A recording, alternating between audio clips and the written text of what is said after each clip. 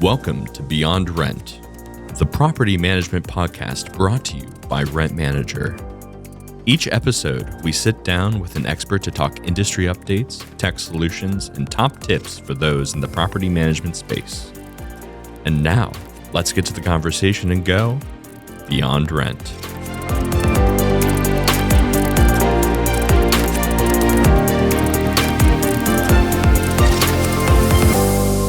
Hey everyone, and welcome to Beyond Rent. There are many different philosophies when it comes to being a great leader.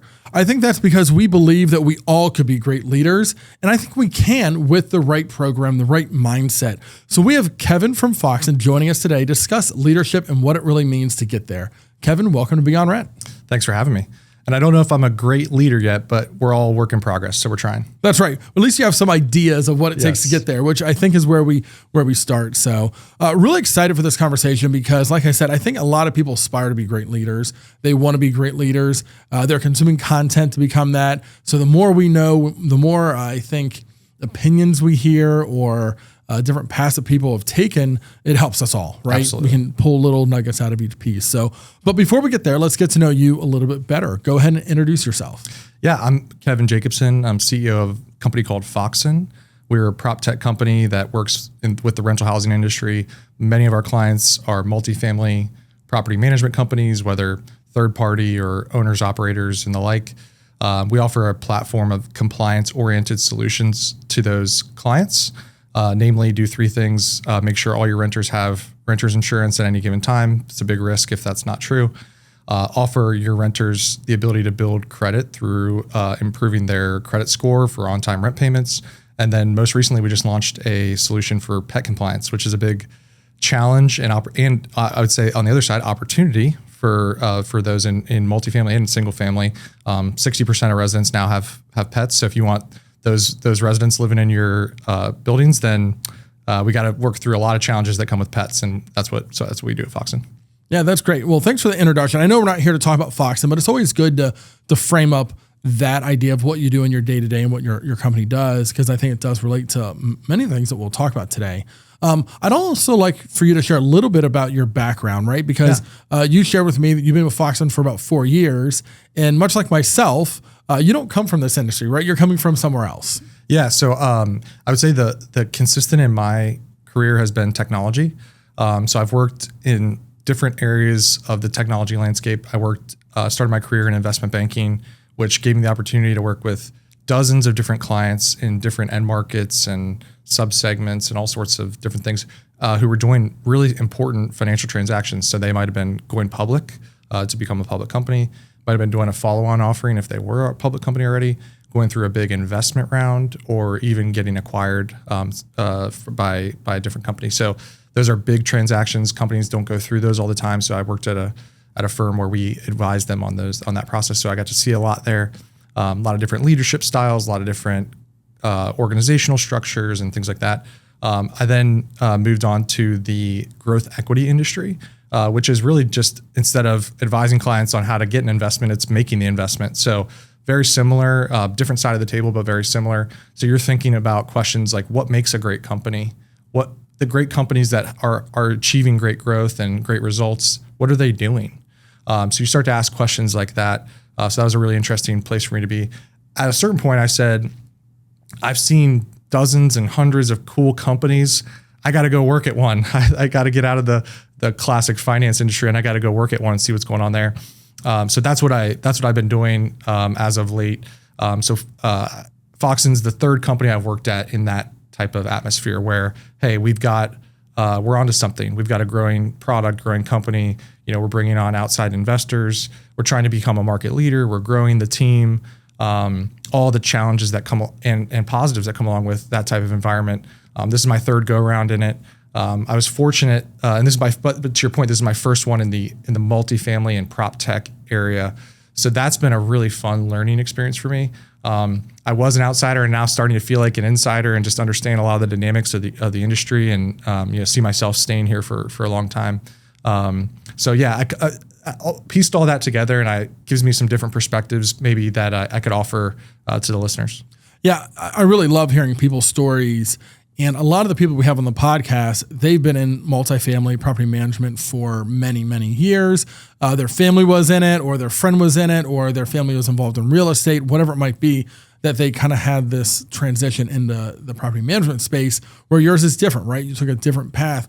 And I do think it's so valuable for our industry to have people from other places come in and share their wisdom and what's happening in other sectors and other industries, because we can learn from those. And historically, we are a little behind, especially on the technology side. So for someone like yourself that saw all these different industries and how they use technology and how they are growing, I think has a big impact on what we can do in our industry. Yeah, I hope so. I've been fortunate. I've been really grateful. I've worked in great industries with great teams, and every industry has its own unique culture and common and norms, I guess I should say. And so multifamily has been no different and very special in some ways. So we'll probably get into that. Absolutely. Well, let's get into the conversation. Like you said, you were humble enough to say, well, I don't know if I'm a great leader yet, but you have some ideas of what it takes to get there. And I really think that's where most people struggle, right? They don't know the path to great leadership. They think some people are born with it, which I think some people truly are born with it. But I also think it's a skill set that can be developed over time. So if I'm listening to this podcast and I'm wondering, okay, where do I start when it comes to trying to become a great leader? What's step one? I think the way that I like to break it down in the context of a company, if you're a leader in a company, and I think maybe definitionally, it doesn't mean you have to be the CEO of the company. I've had many different jobs at companies, and I've had scenarios where I was leading a large team, scenarios where I was just one of in a leadership role and had lots of peers, and you're thinking about questions like, how do I lead by influence? Also just leading a project, leading a small team of people or a group of people who are getting together for a certain project. I think I would encourage everyone to have a very expansive view of leadership.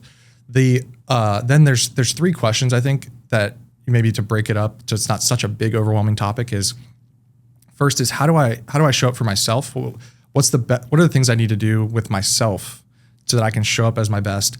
What does my best mean? What is required? Those types of questions. It's very intrinsic focused. The next kind of level out in the diagram would be the team. How do I show up for the team? And the team might mean different things. If you're a leader of a large organization or even a mid-sized organization, and there's times where you're communicating with the team at large, and there's times where maybe you're communicating with a smaller group, a leadership team or something like that. So that can mean different things. And then the last one would be, how do I show up to maybe the external world, right? So often that means maybe to how do I show up to our clients, right? How do I show up to our external financial partners if there's banks or investors involved or important vendors or that sort of stuff? And I think I have some thoughts on each, but that's kind of how I've started to think about it, because I think you got to get in touch with yourself first, then you can maybe show up, be your best to the team, and then certainly bring it to the outside. So I always start with the self. Yeah, and I really like that philosophy. I'm a big proponent of this idea of ownership, right? You can't change other people. You can only change yourself. So you need to own it, work on yourself, things like that. So I think we're going to be pretty aligned on some of these philosophies. And I like that you started out with saying, well, let's not be narrow in what leadership means. For yourself, maybe define what that might mean for you, because not everyone wants to be CEO, right? But they still want to lead in different areas. So it's really good to kind of frame that up. So let's talk about that. Share what it means for you personally to say that you're going to focus on yourself and how you show up for yourself. I think it's so there. I grew up playing sports, and there was often, I would say many years ago, and generations have changed since. It was kind of like the mentality was, hey, the coach of the team, it's my way or the highway. You do it my way, or it's not going to be a thing. For whatever reason, I think culturally, people have come around to the thinking of, let's ask ourselves, what team do I have, and what is the goal, and then how can I plug into that as the leader or the coach of the team? So that's the mindset that I always found myself approaching it with. I have a natural style and a natural way of doing things. But what I learned over time is it's likely not the best. If I just do my thing, it's likely not going to be the best. So I'm often searching for what are the adjustments I can make, or the people have different styles. You know, your last guest talked about all these different, you can do these analyses of yourself, the DISC assessment and all sorts of stuff to learn more about yourself. You have a style. You might think it's the best, but it's not going to be the same as the other. So if you want to maximize effectiveness, I think it starts with the acknowledgement of, I got to size up, what's the team I'm working with here? What is our goal? And how can I really plug in and be myself? And what adjustments do I need to make maybe to my natural style? So that's to me one of the critical that's the mindset I always bring when I'm leading something, is what is required of me, and then try to make those adjustments if I can. Yeah, you're absolutely right. I do think there was and I don't know when it happened, but a major shift in the boss mentality versus the leadership mentality, where at one point it was like, you just do what you're told to do. The boss knows everything.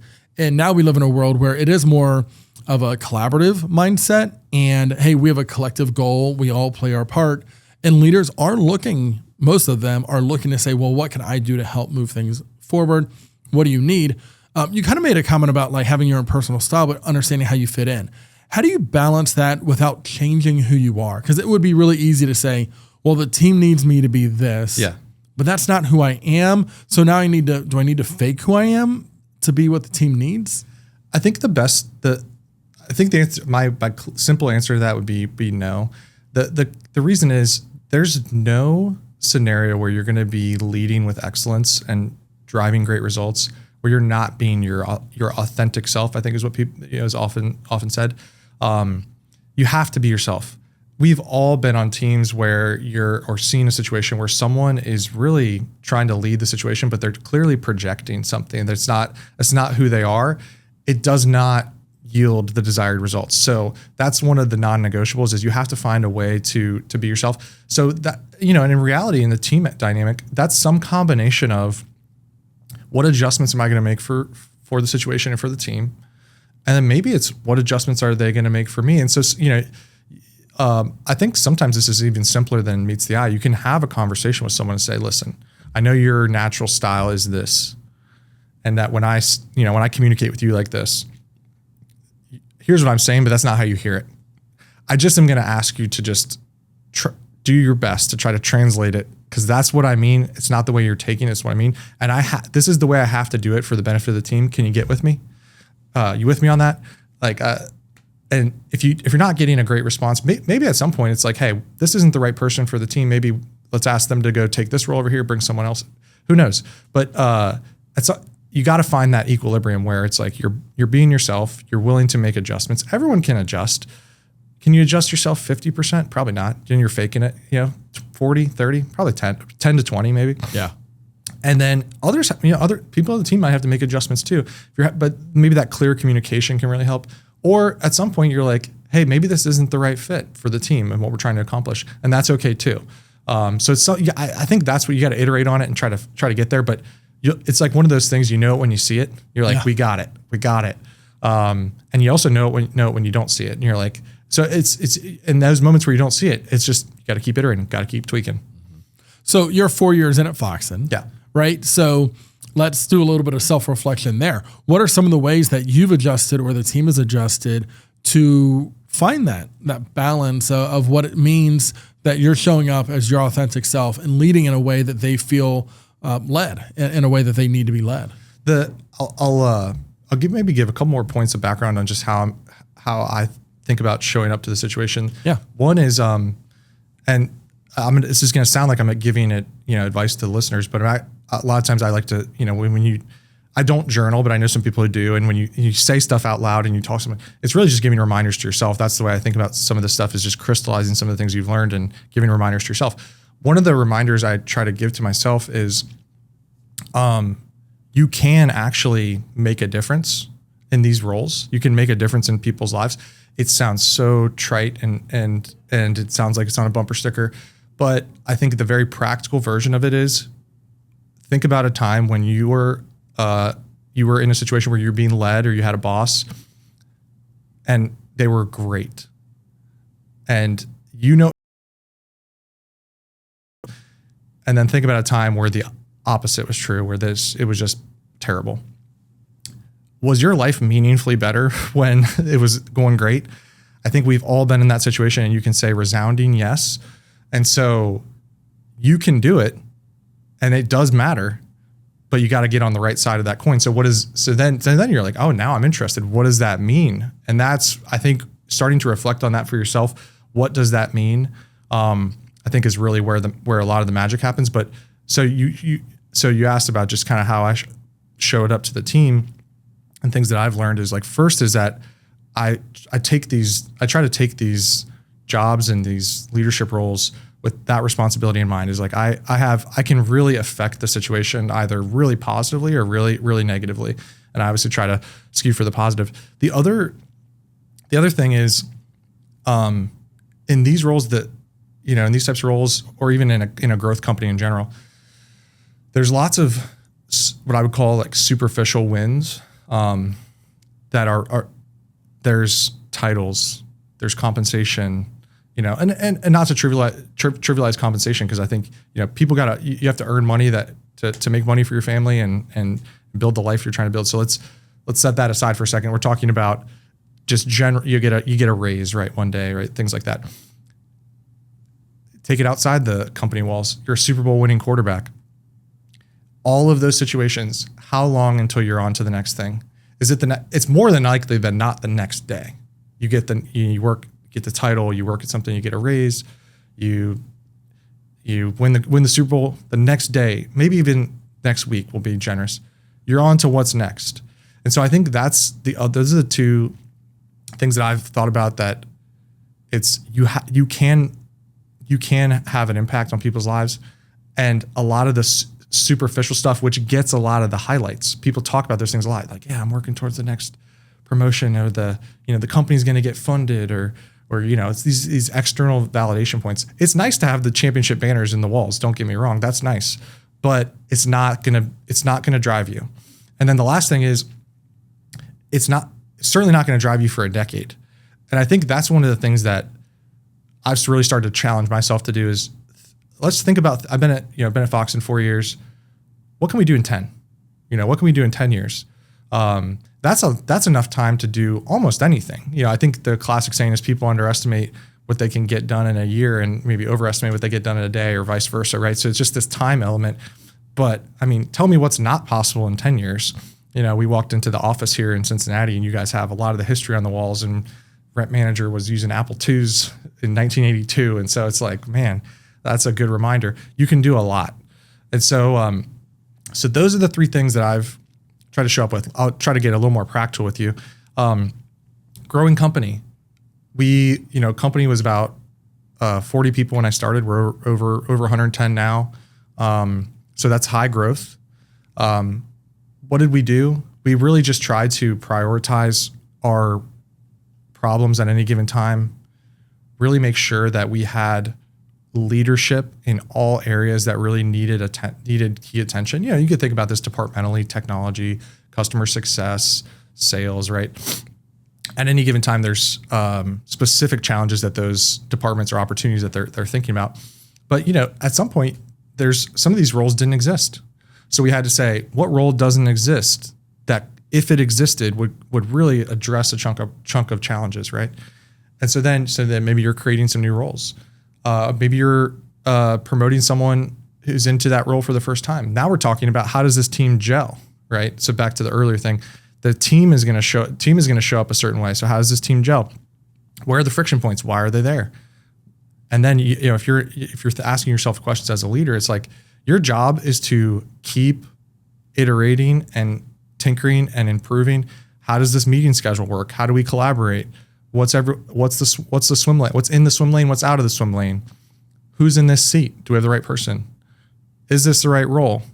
And you're iterating and iterating until you find yourself. You got to just keep finding the wins, right? And so, because people are challenging, right? Like in the best ways, right? People are different. So you're never going to get it right the first time, right? You just have to keep building. And that's why I say, like, and that'll stress you out if you say, oh my gosh, we only have a month to make this progress. But if you're like, listen, we're building this thing for 10 years, and you're like, so I got to make progress today. I got to make progress tomorrow, make progress the next day. And there's always urgent some things that are come up that are urgent, you have to tackle it that day. That's fine. But I think in terms of matters of building a leadership team, building something within a company that aspires to grow, creating new roles, dealing with different people, learning from different people. Your prior guest talked about that. Just talking to people who have different ideas than you, right? And that's bound to happen on a good team, So those are some of the things that come to mind with that question. Yeah, no, it's great to think about all of that because it is a lot to think about. But when you break it down to just some little simple pieces, and again, back to my question of like, well, do you have to make adjustments and things like that? It's not changing who you are. It's making those small adjustments and all of those little, I would say, micro adjustments along the way and continually thinking about how that works. I love doing new things. I love changing things. And sometimes that's really stressful for the team though, right? So sometimes I have to reflect on that a little bit and be like, well, maybe we should change things less often or make smaller changes more often, or maybe they like one big change instead of 10 small changes, and making sure that the team that is in place can accommodate those changes, because any business needs to be changing to be successful, yes. Right? And you're already seeing that 4 years in. I'm sure at Foxen, you talked about a new product and things like that. Like that doesn't happen by chance, right? That happened because somebody had a thought and somebody tried something and it worked. Yes. So they're like, okay, let's continue to tweak that and see if we can actually turn it into something much bigger than where it started. And all that starts with that personal side, right? How do you show up? How do you think about things? How do you present yourself? And I want to go back to one of the points you made there too, about recognizing and agreeing with the idea that you can have an impact on people's lives. And I think you're right. I think most people have had, good to great bosses, leaders, and they've had ones that were maybe mediocre or bad, especially if they've worked at multiple places. And if anyone's out there, I would recommend reflecting on that, really reflecting on that and saying what made them yes. bad or mediocre or good. And what are those things that you learned in those segments of your life? If you had a bad boss, what was it about he or she that you never want to do? Right? That you want to approach differently, because you can have an impact on people's lives. And I say it all the time that in this industry, we get to impact housing, which what is more important than housing outside of maybe food, right? We all need housing to live. So it really is important. But from the technology side, it's easy to lose that connection. And I like to remind our team that all the time. We're in the housing industry. This is important. People's homes. What kind of, you said what makes a great, the question is what makes a great leader. And that's it's always going to be a combination of who you are and what you're about, which changes over time, I might add, right? We all get better, we all learn. But it also is, I think there's a lot of value in just studying the history, the greats. And I don't, if people often put like Steve Jobs and other very famous folks at the top of the list, I'm not talking about that. I go a little deeper, find someone. Because the reason I think it's best to go a little deeper is I think you'll find different leaders, and whether it's biographies or podcasts or things like that, someone will resonate with you. It will mirror what you think is a great leader that when you ask, and so it doesn't. It's that everyone choosing the Steve Jobs archetype is not the answer for a lot of reasons, but namely, it's just that's not going to be most people's style. There's lots of different styles that can be successful. So I think studying that really helps. And then just to your point on the change, I think two practical things that I think about with as if you're iterating, maybe synonym for change, right? We're iterating, we're changing things.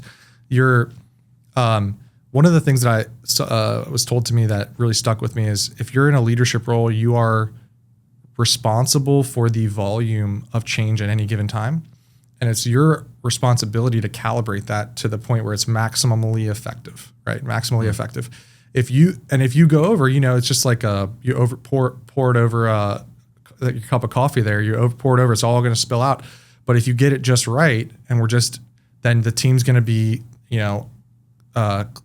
clicking, the changes that are going to either have their desired, results, or you're going to learn and keep going. But if you do too much, then you'll hear about it. It's going to be counterproductive. And so I think just keeping an eye on the amount of ideas that you have is going to be too many. It's like we all have all these ideas. So it's like, you got to pick where am I going to draw the line? I think that's a really important decision when you're iterating or changing things. So it's something to keep in mind. Yeah, it's interesting because I think a lot people ask about culture. Here at our company, we're known for having good culture, and people are like, well, what does that mean? And what do you do? And I'm like, we do all the fun stuff. Like we have the employee engagement opportunities, which are great. We have got the softball teams. We do this event called the Olympics. Like we have stuff going on all the time to help bring our teams together and things that are fun and semi non-work related. And those are important. But I said, actually where culture is built is by building things together, doing things that allow you personally to feel like you are contributing at a level that's higher than anything you could ever do by yourself. And so I think it is really interesting, like controlling that dial of change. If you are changing too little, people become complacent and possibly bored and unmotivated. If you're doing too much, they get burnt out and stressed, and their work suffers because of it. And understanding that sweet spot in the middle, that is a skill. And I don't think that's a skill you learn in school. I think you learn it the hard way by turning that dial too far one way or the other. The couple things I think that really makes a difference is spending the time on the why, right? Most people can get behind something if they understand the why. Again, we talked about kind of old school mentality of like, this is my way or the highway. This is it because I said so. That's not going to be effective. So, but you spending the time on the why, that's what, a lot of time, packaging up logical changes that go together behind a very consistent why. So then we can work on that, right? That I think that can deliver great results. It also made me think, as we think about, I got 3 buckets, like knowing yourself and then moving on to the team, is I've had the pleasure of interviewing hundreds of candidates over the years for different roles, all sorts of different roles, engineers to finance to sales and different stuff. Different industries, right? This is not all multifamily. It's all. One of the things that really struck me is when you ask people, hey, what common question like, hey, for Foxen now, why Foxen? Why are you looking to leave and what are you looking for? They all say the same things. I want to go to a place where I feel like my work matters and I can see it. I want to go to a place where I'm being challenged, and I want to go to a place where I can feel like I'm working with a great team on something that is kind of motivating to me. Those are really the consistent. It doesn't matter what job, that is what people are. That's what a human being is looking for. And so when to your point, if someone says I want to go to a place where my work matters and I want to be challenged, then if you're not moving things forward, if they're not feeling a little bit of pain, what is a synonym for challenge? Pain, probably. Mm-hmm. If you're not feeling a little bit of pain, I like to quantify it to be more specific. I think people in the type of growing companies like that you guys have here and that we are at Foxen, if you're on any given day feeling 75% thereabouts comfortable with what you're doing, that's probably a good number. Because if it was 100, like you said, you'd be bored. You're just like, why? This is rinse and repeat. I can just, when's 5 o'clock coming? I'm going to head out. And if it's 50-50, you're going to be overwhelmed, right? Or certainly even lower. Like if you're just like 50% of the time, you're like, what am I supposed to do? It's maybe it's a very big stretch role and you're going to have a challenging, either, got to figure something else out or you're going to have a challenging chunk of time where you're digging out of that hole. I think the sweet spot is 75-25, something that 80-20, that type of stuff. Because you're getting confidence from getting some wins, right? And then you're also like, boy, man, I messed that up. This was challenging. I should have done better on that. I could have done this. And that's what people want, but they don't want it to be 50-50. They just want it to be something. And so that's, again, back to what's the leadership challenge there. It's your job to design the role, right? And what's in and what's out, what's now and what's later. Is it you or is it someone else, right? So you have a lot of say in that matter. But that's one of the things I try to look for is whether we're hiring someone or thinking about someone in a new role, is like, what's their 25% here? And really calling that out. And it can't be, the 25% can't be, hey, I can take this because then I can work towards this next promotion. That's more of a superficial thing. It's like, no, literally, it might be literally like, I'm not good at enterprise sales.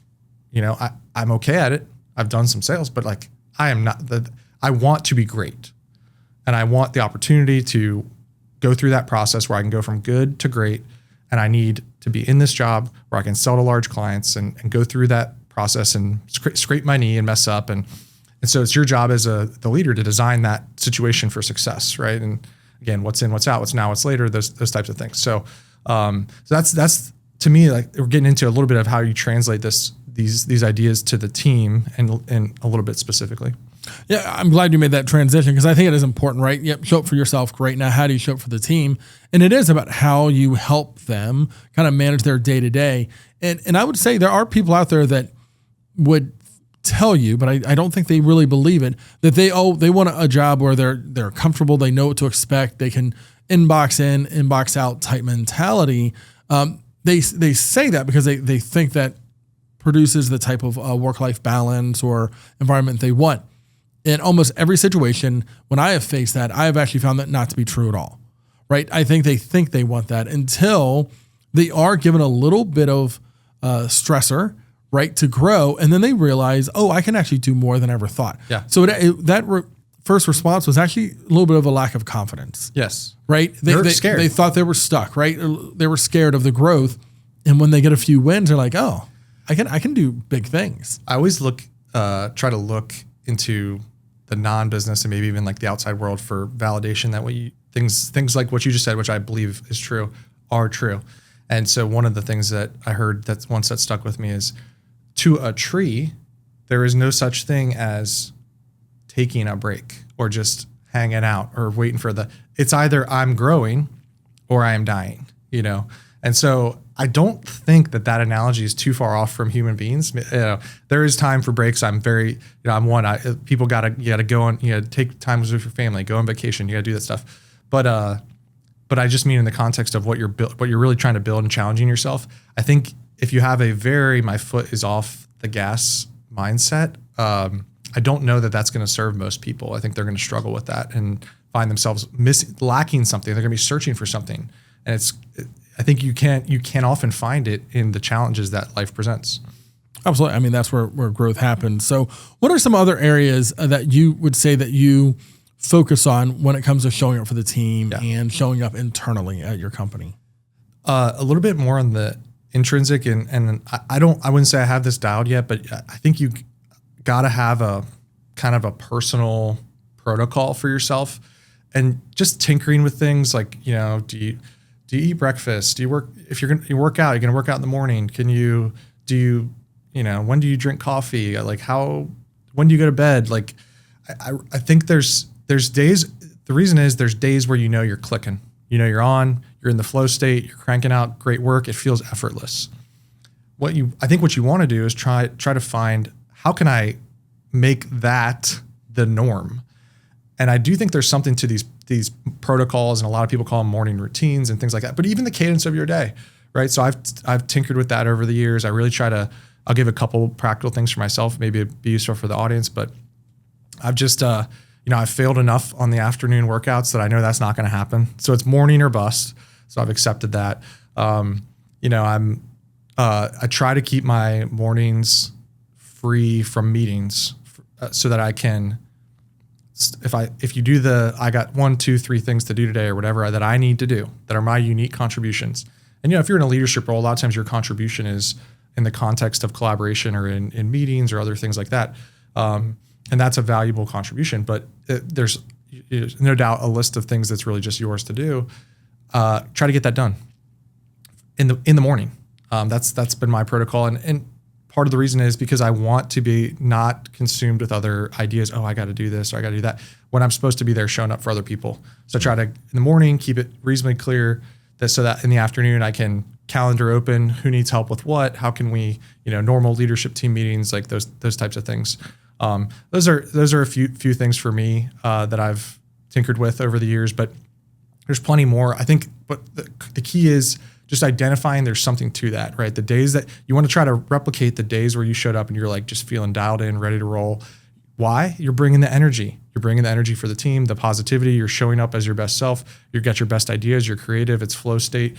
So how can you get there? And I think you got to tinker with that. Everyone's different. Some people are night owls. Some people are morning. Who knows? Everyone's got their own rhythms of their families and all that stuff. So, but I think that's one of the things is spend some time on that. And again, don't get stressed out. It's the first week of January. You don't have to have the New Year's resolution. Like say, hey, I'm going to mess with this in Q1, Jan, Feb, March. Give myself some time. By the end of March, let me try to converge on something that I can go with for the rest of the year and then see what I learn, right? And just so, you miss the workout, don't beat yourself up. It is what it is. You got to just keep tinkering and trying until you settle into something like, hey, this feels like a good rhythm for me for now. It might change, right? So that's one of the things I think for me that's been helpful. That just in terms of how I show up for the team. Yeah, I and again, it goes back to this like progression of take care of yourself, have some discipline, so you can show up for the team. Morning routines and different things like that. I've been around for a long time, right?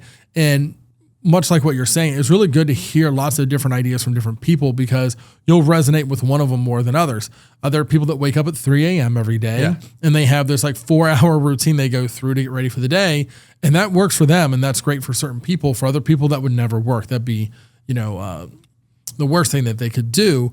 But it is this idea of kind of like creating a world where you can perform at your peak performance. And one of the things I really liked that you said there was this idea of taking care of the things that you're responsible for first, right?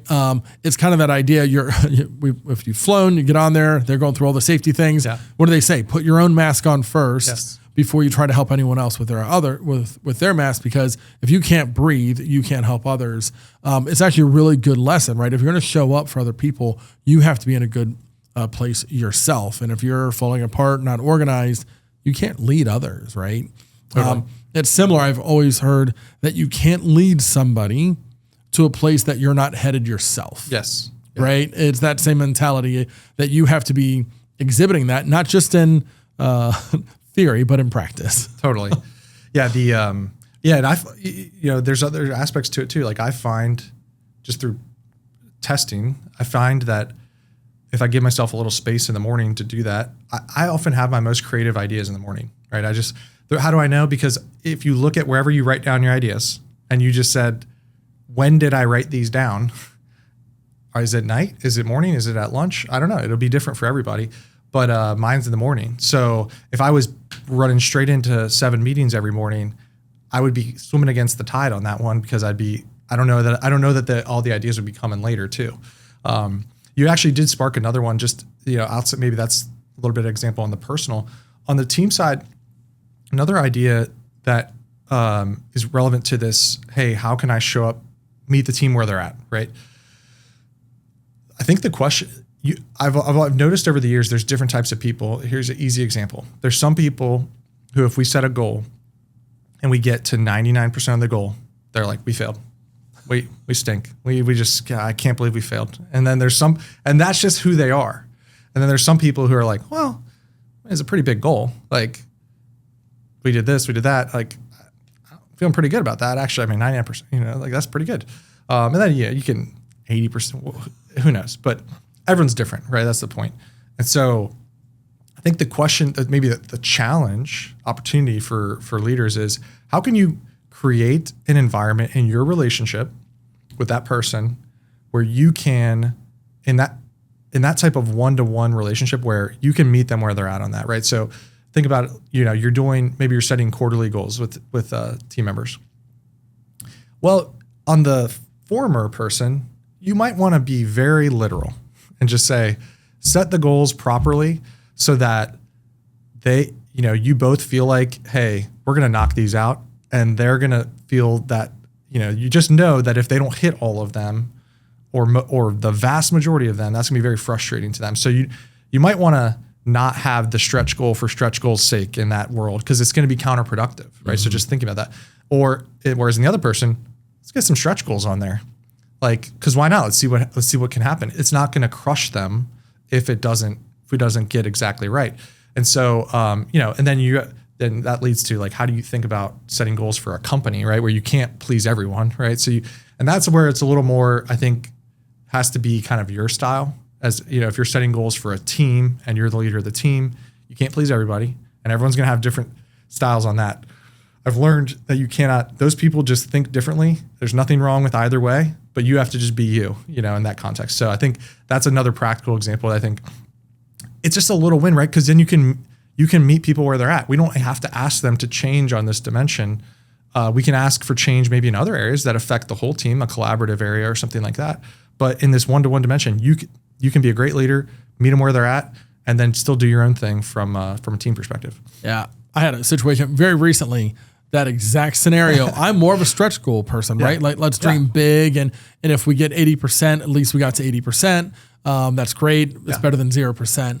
Where somebody had to kind of remind me that not everyone thinks that way, right? That when it comes to personal goals, if it seems too high, it can be discouraging from the very beginning, almost to the point of like, I'm not even going to try to hit this goal because I can't get there. But if they get close, but they don't achieve it, it still feels like they lost. And it's like, that is a good reminder, right? That not everyone thinks the same way. And regardless of how you build goals for the team, you want it to be the motivating factor, right? Yes. Like, why do you have a goal in the first place? Well, we're trying to grow at this rate. Well, the goal is to help motivate people to get on board with that vision. And if it's demotivating, then that's probably the wrong goal. Yeah, totally. Yeah. Therein lies the art. It's not an art, not a science, right? You got different people.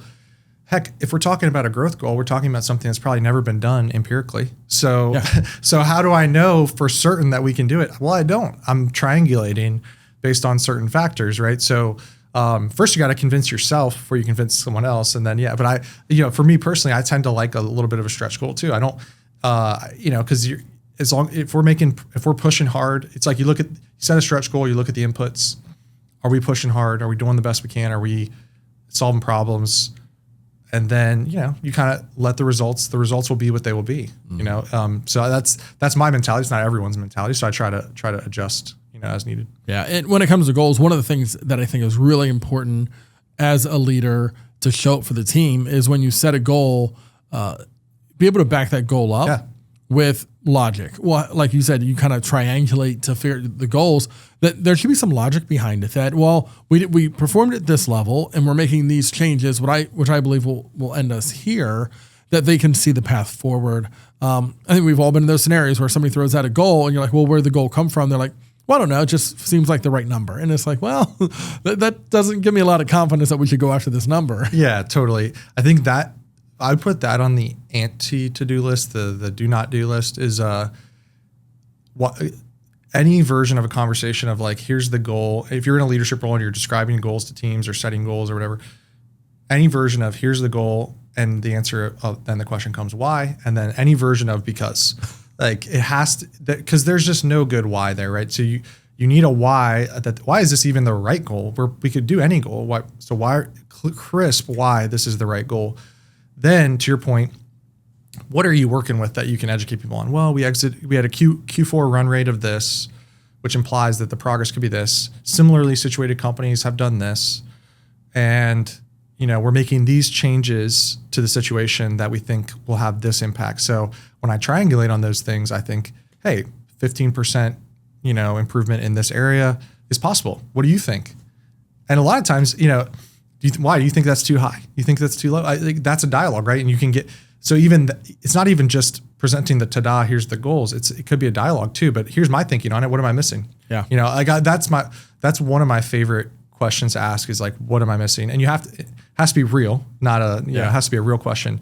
Cause, a lot of times you are missing stuff. People have, there's so much going on in organizations these days and especially as organizations are growing, like just asking that, here's what I was thinking. What am I missing? Right. And you might change the goal then if you get something compelling, you should change it, and if it's not compelling, it probably will be self-evident. And now we're no longer discussing why we set this goal here. And now everyone's on the same page. So it's, that type of conversation I think can lead to a positive outcome. Absolutely. All right. So we've talked about showing up for yourself, showing up for the team. And we probably have some crossover here outside of the organization, being viewed as a leader or being actually leading outside the organization. What does that look like? Because I understand myself, I understand the team. What does it look like outside the four walls? I often think about this, whereas, internally, with yourself, you're trying to take, what are your strengths and your weaknesses and your pros and your cons, and you're trying to navigate both of those to a positive result. Ditto for the team. You're trying to influence the situation inside. I'm trying to build a positive culture. I'm trying to hire the right people. I'm trying to set the right jobs. You're trying to set the setting, right? You're trying to create the context. I think when you get externally, it's good to flip your script to, I am just operating in someone else's context for the most part. Not to say, I don't think you said earlier, internal locus of control. You got to look inward as to what you could do. But I think that's always the right mindset. But to think, hey, what's most important is what's this client's priorities. Well, how they see the world. It's not my job to change necessarily how they see the world. It's not my job to set their priorities, although I hope to have potentially hope to have influence over that. And the influence is not from a superficial sense. It's from if you have a good solution to offer someone and you know more, you are an expert in that solution and you know more than them, you might teach them something. To our last conversation where you're like, what are they missing? You might teach them something that they're missing that changes their priorities.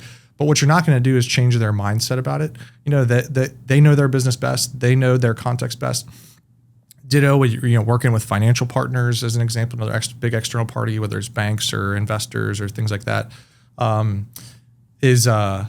they have their own worldview. So I think what you want to do is there's this translation layer between you as a leader in the company or as a leader of the team, and you're building your worldview inside. You got setting the context of the team and all the culture of the company, all that. And now you want to be the translation layer to the outside world, but keenly aware that you're operating in their context. And so, some couple practical examples. We are aspiring to be a high growth company. You have to be perfectly clear that clients really don't care about that, right? They care about you doing a great job for them. And they're happy if you're a growing company in the sense that maybe it leads to increased resources and we can build more cool features and do more solutions and all that stuff. That's very indirect. They're most concerned with, this is why we work with you. We want you did a great job at it. We want you to continue to do a great job at it. And so I think that's an example of where you need to not lose sight of that. And I always like to say that out loud as a stated objective is like, we aspire to be a high growth company, but we can never lose sight of what got us there. And that's really important because it's very tempting to chase the next deal, the next opportunity, the next thing. And at a certain point, it becomes to the detriment of what got you there. So you really have to be keenly aware of that balance. The other thing, another example, and maybe that's a client context, I think, relevant to many of the listeners is outside financial partners and investors and banks and things like that is, I think just really taking time to understand their worldview. A lot of times you don't do these, I know this from my starting my career, like I said, advising companies on big financial transactions. It's not always the case that you're not necessarily doing these things regularly. Or if you're working with, a new partner, you might think what their priorities are, but you might not. So I think it's like figuring out how do they see the world? Like, what's their underwriting criteria? Why is that their underwriting criteria? A funny question I always like to ask is like, if there's some kind of onerous things on it, it's like, who hurt you? What bad thing happened to you in the past? It's just, you can learn a lot from people have a bad story. This deal went south. So now we require this. It's so much easier to operate in that as a shared context if you know what it is. So a lot of the times, especially with these, outside parties that are big relationships that you might not get to know all the time, or and they all look similar, but they're not similar necessarily. They have their own quirks, and things you got to figure out, is getting to the bottom of that so that you can understand where they're coming from. And then again, translation layer. So you can take what you know about your company and you can speak in their worldview. It's like, hey, I know this is an underwriting risk that you guys have identified. It might look like that risk is present on our balance sheet or whatever, but I want to highlight that it's not, and let me explain. So it just allows you to plug into it a lot more directly.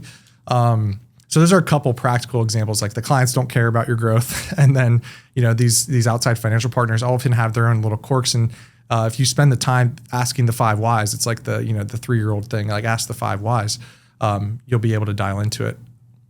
Yeah, what's really interesting about this entire conversation is so much of it comes down to understanding. Yeah. Right? Understanding yourself, understanding your team, understanding the external stakeholders that you're working with, whether it be clients or investors or industry advocates, it doesn't really matter who it is, right? Understanding their perspective, what they need, what their constraints are, things like that. The comment about like them not caring that you're a high growth company, it really is true. I mean, I see it all the time. You see it in marketing where people are saying certain things and it's like, well, does the customer care about this thing that you're talking about?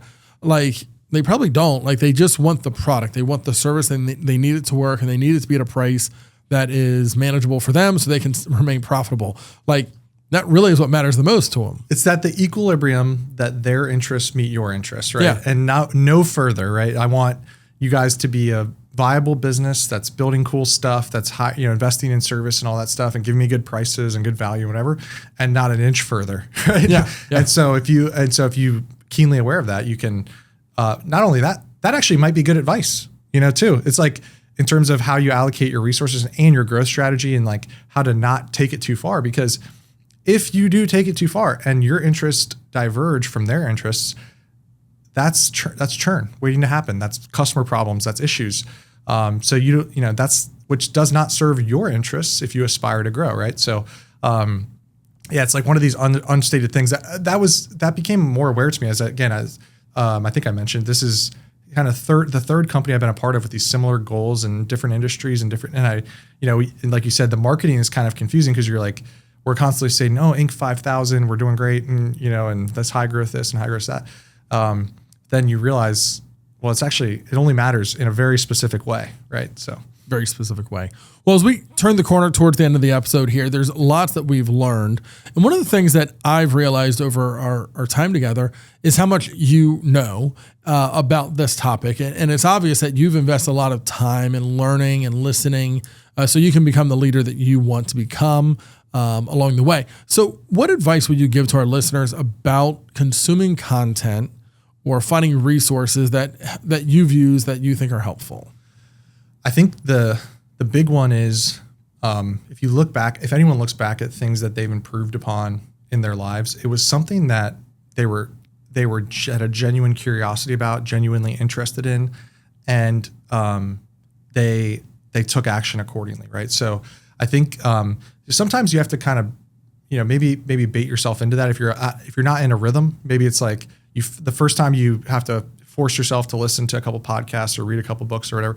And then hopefully you get into a rhythm. But I think the one thing I would say is it's really helpful when it's coming from a place of curiosity and genuine intent, right? Then it becomes a lot more effortless. And then the question is, where am I pointing my energy? So I think that internal work that's connecting the dots of like, why do I want this? What is it that I want about why is it that I want to be a great leader? Why is this information interesting to me?